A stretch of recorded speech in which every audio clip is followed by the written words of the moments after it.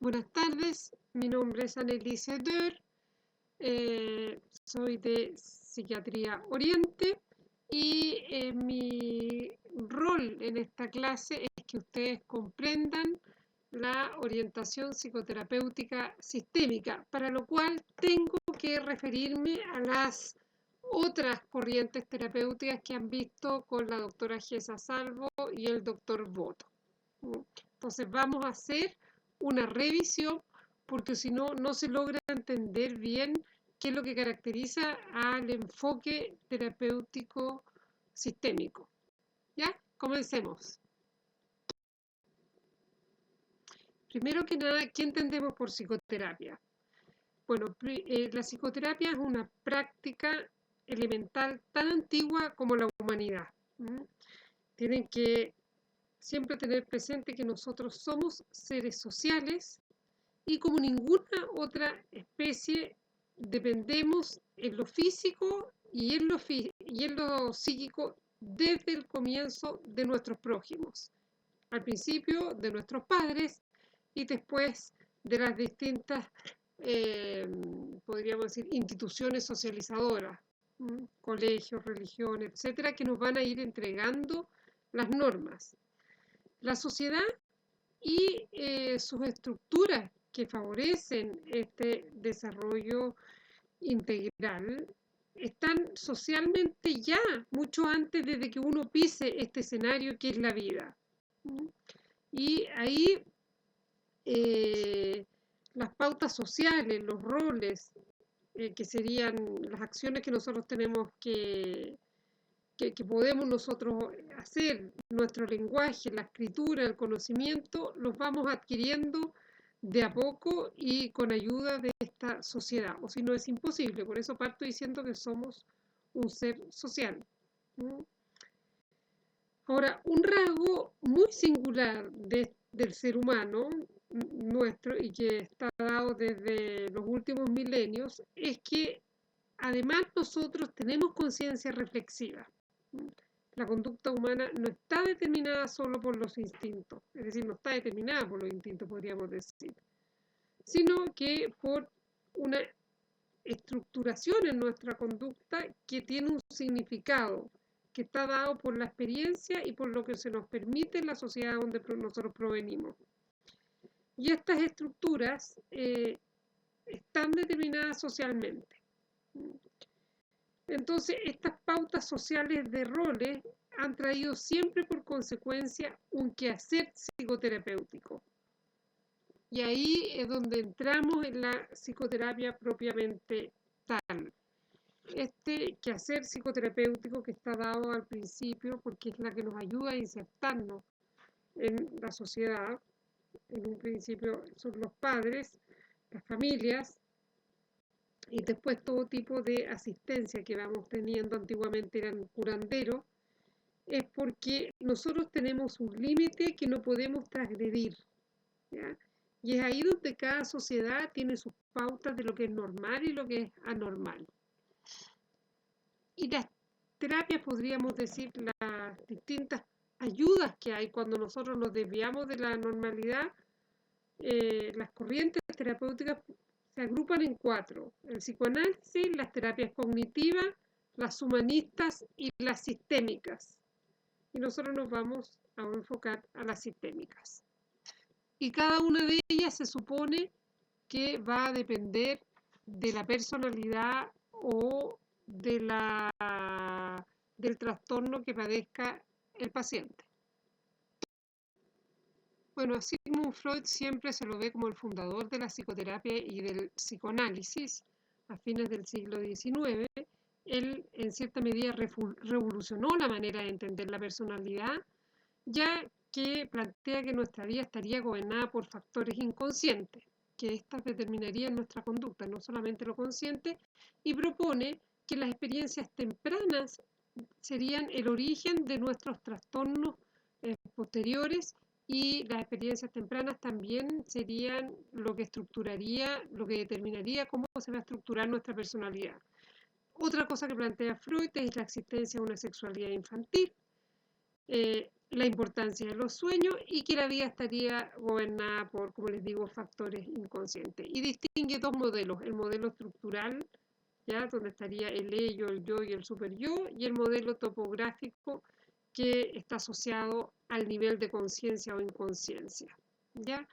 Después vendría la Segunda Guerra Mundial, ¿ya? Y aparece otro tipo de psicoterapia, y acá está Carl Rogers, como les pongo ahí, que funda la terapia centrada en el cliente, ya no habla de paciente, porque él dice que el ser humano tiene una tendencia natural a la autorrealización. Él tiende a ser lo mejor en sus capacidades, que va a llegar a un desarrollo pleno. Y está dotado este ser humano de una valoración organísmica por el cual sabe lo que es bueno para sí. También dice que para ello es necesario tener un amor incondicional desde la infancia para que esto se dé.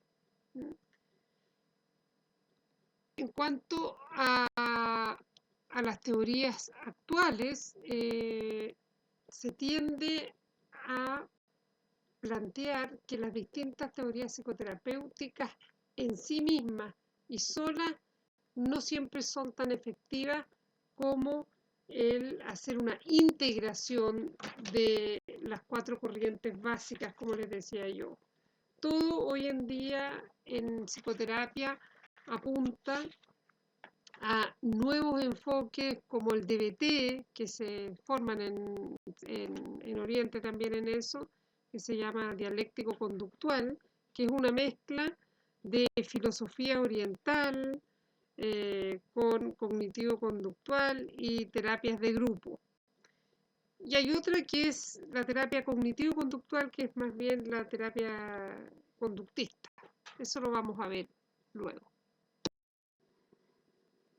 Estas dos láminas a continuación son muy didácticas para diferenciar las distintas escuelas psicoterapéuticas, desde sus raíces, desde cómo se originan el psicoanálisis, la teoría humanista y la conductista, pasando por la actitud que tiene el paciente hacia la terapia en cada una, como les decía, en uno se le llama paciente, en otros cliente, en el conductismo aprendiz, y les va a quedar bastante claro las distintas particularidades de cada una. Si ustedes ven, el objetivo de la terapia en el psicoanálisis es hacer un hombre nuevo, es decir, foja cero, reorganizar una personalidad que no está funcionando porque está determinada desde niño por aspectos que como que echaron a perder el arbolito, le cortaron una rama. Mientras que la teoría humanista ayuda al cliente, como ellos dicen, a la autorrealización con esta aceptación incondicional que ponen ellos como premisa fundamental. Y la conductista es cambiar hábitos, se centra en la conducta misma, no en los factores inconscientes que pueden estar determinando la conducta actual, que habría pasado de niño, eso no le importa, sino esta conducta no está siendo funcional, cambiémosla, volvamos a hacer a condicionarla de otra forma para que tú tengas una conducta más adaptada. Y como la forma en que toma la terapia, cuánto dura, etc. Esto para refrescarles un poco la memoria con respecto a Freud, ya que tengo entendido que no lo han visto en profundidad como se veía antes en segundo año de psicología médica. Entonces aquí, como les decía, Freud distingue un modelo topográfico y un modelo estructural. ¿Ya? El modelo topográfico vemos que dentro del plano consciente, inconsciente, preconsciente, actúa el yo, el super yo y el ello. ¿Ya? Por ejemplo, el plano, podríamos decir, todo el material inconsciente permanece oculto a través de lo que dice Freud, un proceso primario, que uno lo puede tener acceso a él en los sueños o en la terapia. El proceso primario también busca satisfacción inmediata a los instintos. Y el proceso secundario ya funciona la lógica, es cuando yo tengo acceso a lo que me está pasando, es más consciente. Y ahí por eso le pone él qué es lo que estaría a nivel consciente, a nivel preconsciente e inconsciente. El ello es totalmente inconsciente. El yo tiene parte consciente, pero llega al preconsciente y también puede pasar de repente al inconsciente, pero es sobre todo consciente. Y el super yo es consciente. No, ojo, el super yo puede ser inconsciente de repente. El super yo es como el Pepe Grillo que uno tiene, que le dice no hacer esto. Hay veces que esa Pepe Grillo uno lo tiene instalado en su psiquismo, dice Freud, desde muy temprana edad. Entonces no siempre, lo que sí se puede hacer consciente.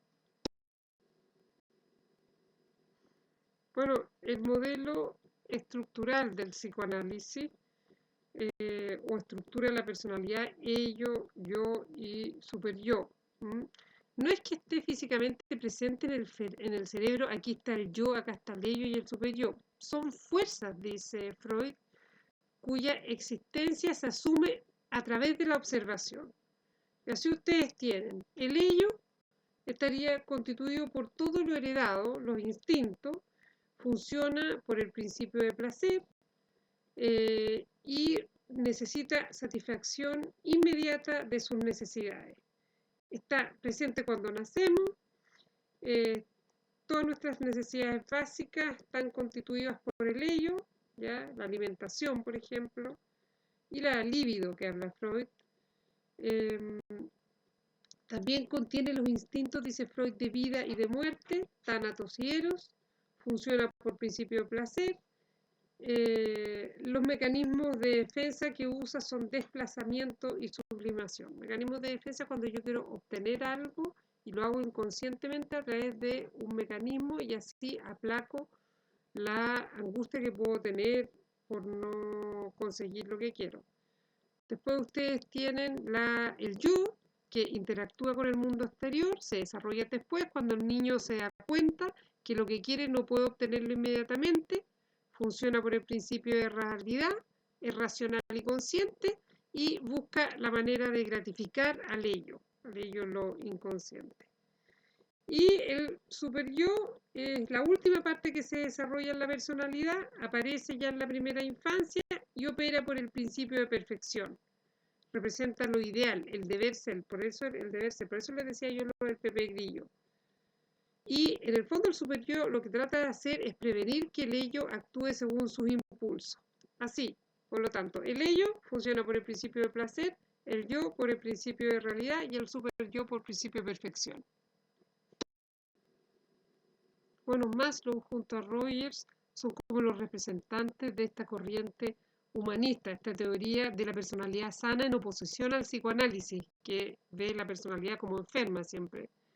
Es una teoría de la motivación humana, ¿ya? Que la motivación humana descansaría en una existencia de jerarquía de necesidades que deben ir satisfaciéndose.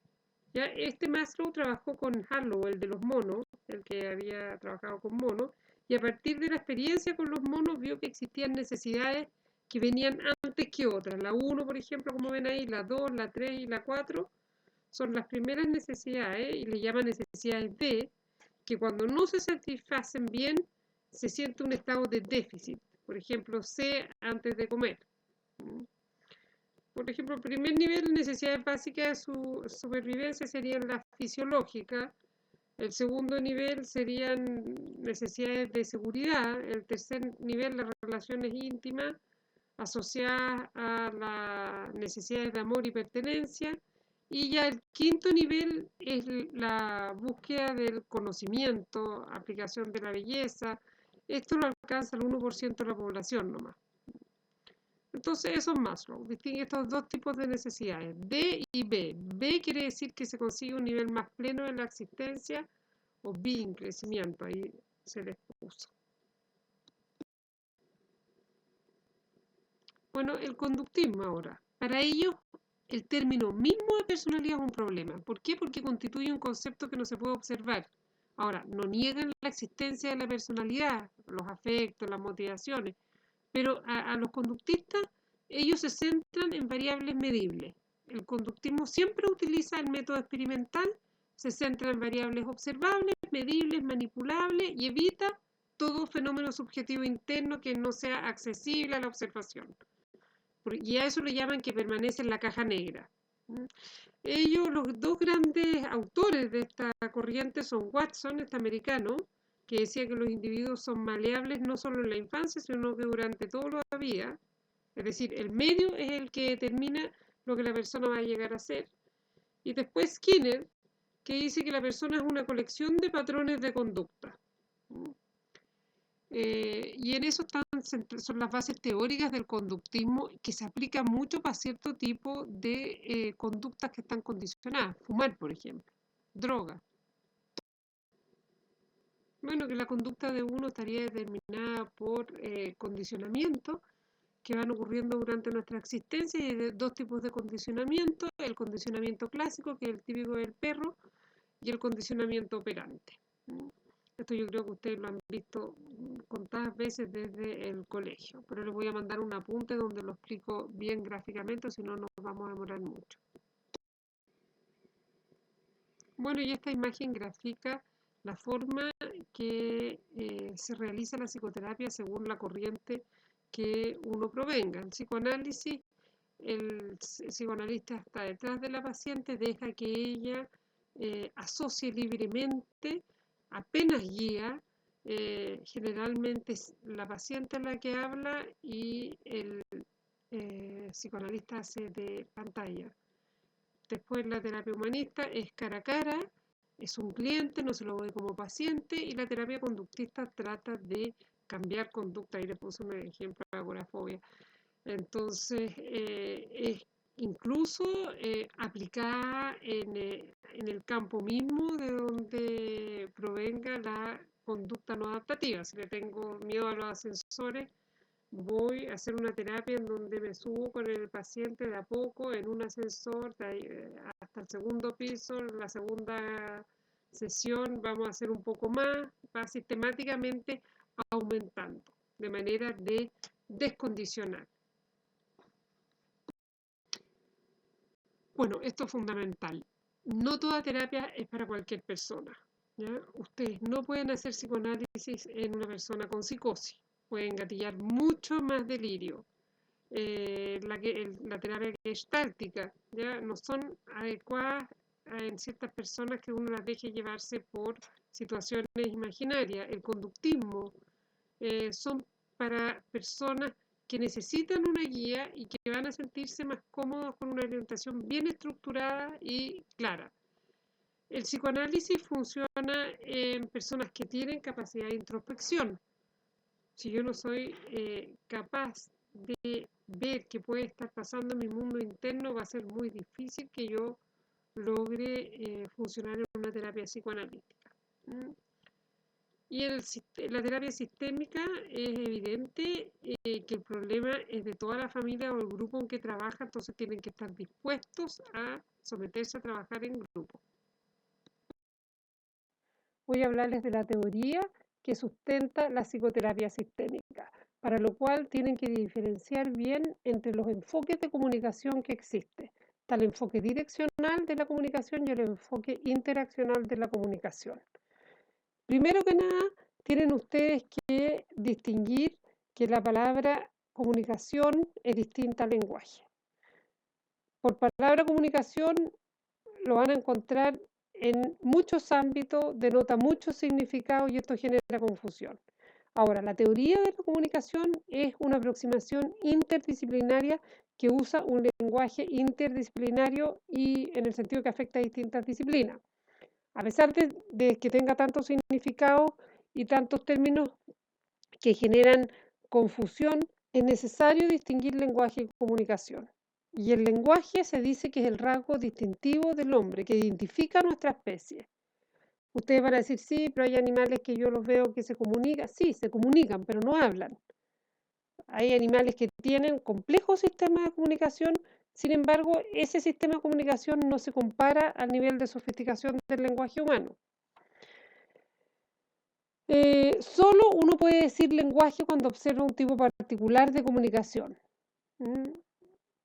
Muchas especies se comunican, como les decía, siempre que ustedes vean miembros de una especie coordinando acciones comunes, es comunicación, pero la comunicación humana, cuando uno habla de comunicación humana, la unidad fundamental es la palabra. Solo ahí uno puede hablar del lenguaje. ¿Ya? Y en latín, el término comunicación significa participar en común, poner en relación. ¿Mm? ¿Qué más les puedo decir acá? ¿Cómo se desarrolla el lenguaje? También otra cosa importante, ¿ya? Primero que nada, el lenguaje es un fenómeno social, no es una propiedad individual y tiene que haber dominio consensual, es decir, un sistema de signos y gestos y sonidos que se compartan. Uno comienza a desarrollar el lenguaje con la denominación y para lo cual es necesario que la guagua, el niño se ponga de pie, camine y denomine piedra, pelota, muñeca, y para lo cual necesita estar con la cabeza ya levantada, las manos libres. Parece que fueron unos científicos alemanes y británicos que identificaron un gen llamado FOXP2 que posiblemente explicaría por qué el hombre desarrolló las estructuras faciales que le permiten hablar. Bueno, los enfoques de la comunicación permiten estudiar diferentes niveles de la comunicación. Es decir, el nivel técnico, uno analiza los problemas que surgen en torno a cuán fiel es la información que se transmite del emisor hasta el receptor.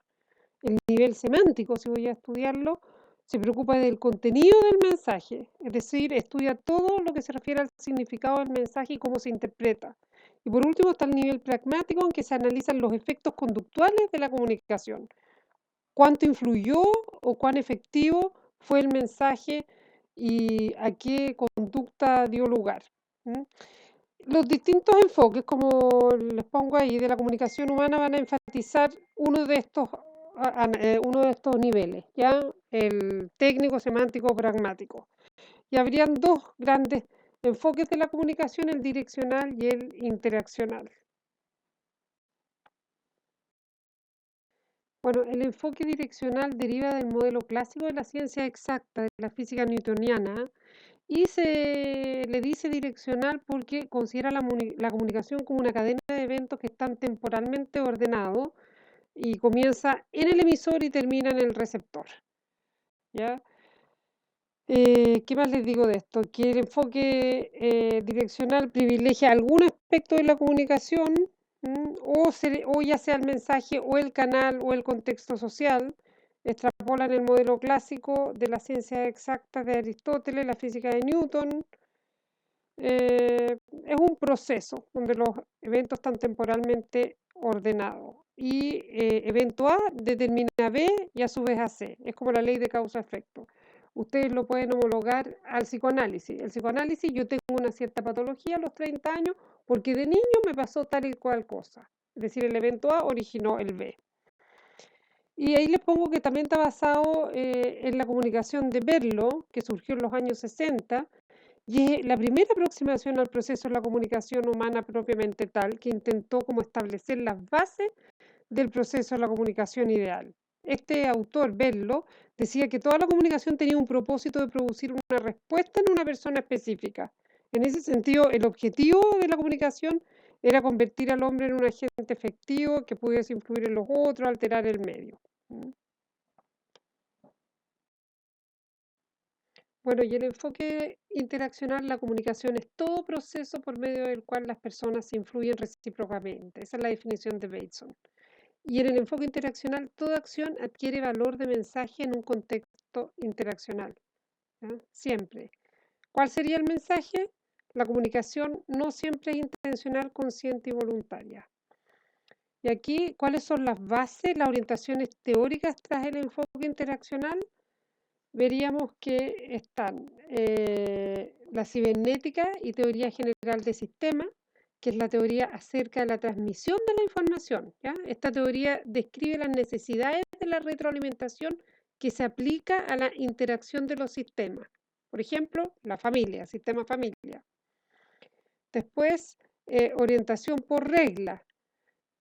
Pesquemos la familia, no. La familia es un sistema gobernado por reglas. ¿Y cuáles son las reglas? Que tiene que haber acuerdo o definición de la relación que se tiene con la mamá, entre los hermanos, de los hijos hacia los padres. Y estas reglas prescriben y limitan el comportamiento. La mayoría de estas reglas no son conscientes, uno no garabatea a los padres. ¿Ah? Bueno, a lo mejor eso es más consciente porque a uno le enseñaron, pero hay una serie de reglas que son inconscientes. Se infieren a partir de los patrones redundantes de comportamiento. Entonces, en las reglas hay inferencia, hay abstracción, hay metáfora, hay fórmulas en estas reglas para relacionarse y se hacen evidentes las reglas cuando uno las transgrede.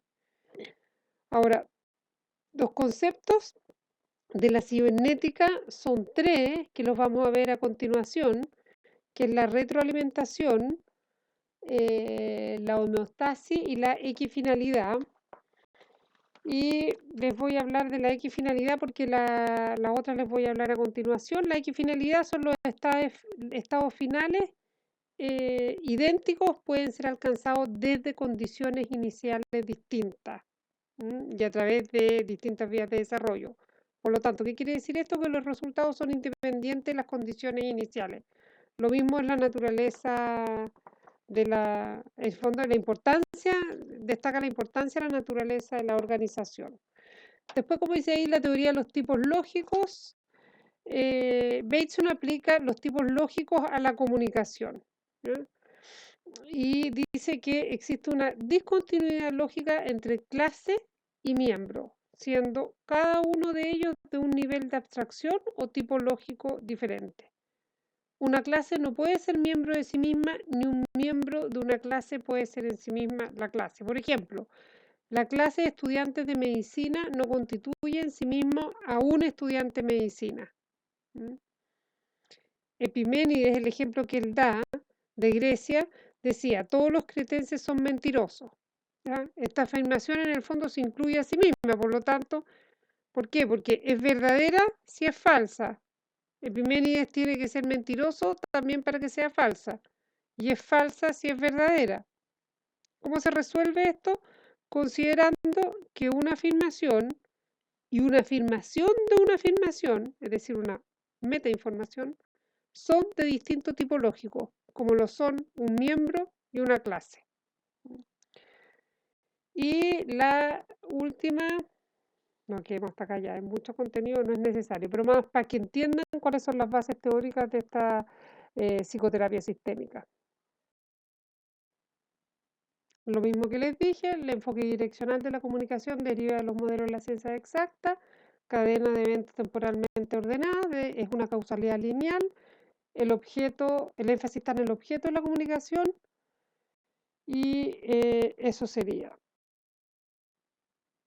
Bueno, esto como es más didáctico para explicar lo que es la comunicación direccional, que constituye un proceso en el cual estos elementos se van interrelacionándose en forma dinámica e influyente, ¿ya? Y en este proceso uno puede distinguir los elementos que les pongo ahí. Emisor o fuente de comunicación, que es la persona o el grupo con un objetivo para comunicar. ¿Ya? El mensaje, ¿ya? Que sería el propósito de la fuente expresada de alguna manera. El receptor o el destinatario del mensaje, que es quien traduce el mensaje y le da una forma usable para el receptor. Y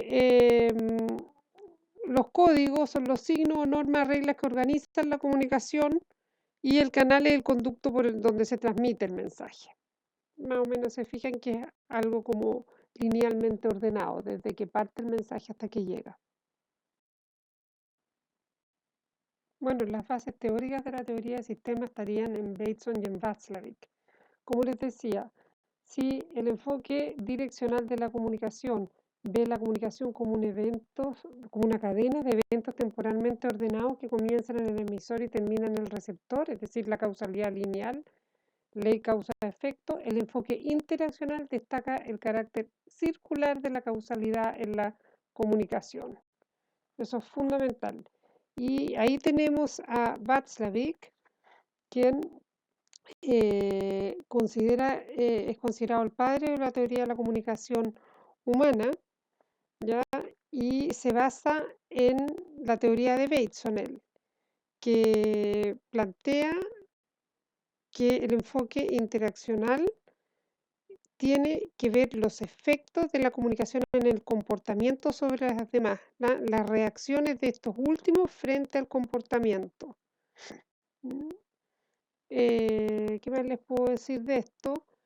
Que no se centra en la relación emisor-receptor, sino, como les vuelvo a repetir, en el efecto que va a tener en la relación que se va a dar entre el emisor y el receptor.